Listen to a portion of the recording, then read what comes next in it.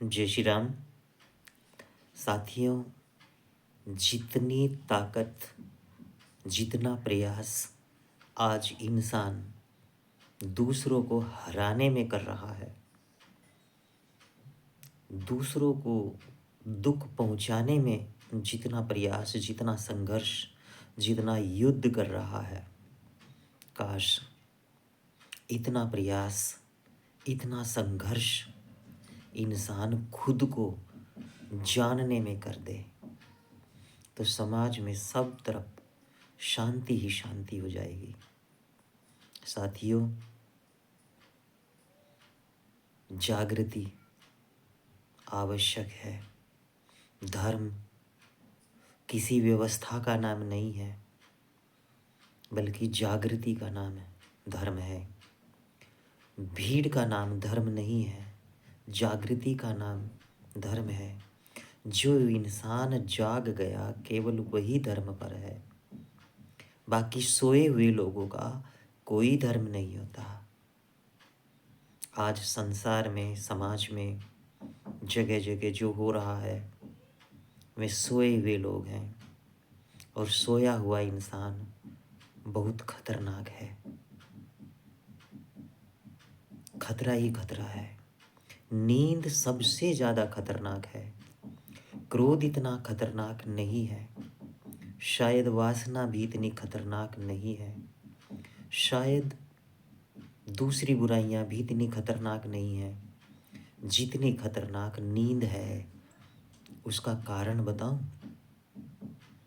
उसका कारण यही है कि जितनी भी बुराइयां हैं, जितनी भी समस्याएं हैं, जितने भी क्लेश हैं संसार में, वे सारे नींद का ही हिस्सा है।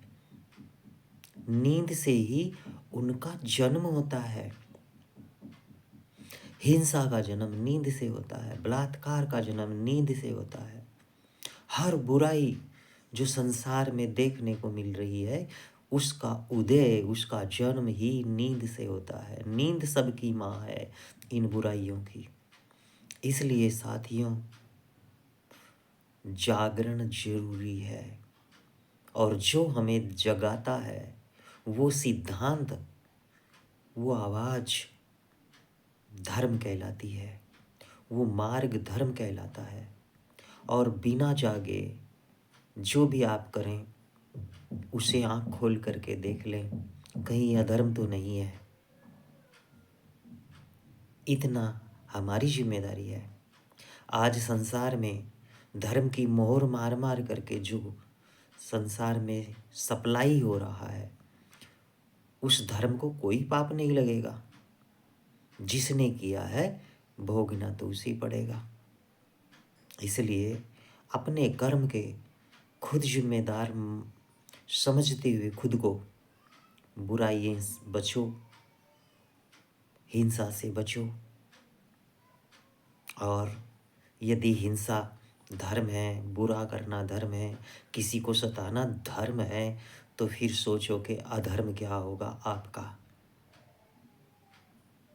यदि आपका धर्म इतना खतरनाक है तो आपका अधर्म कितना खतरनाक होगा। साथियों, इसलिए अधर्म को धर्म मान करके जीना छोड़ दो।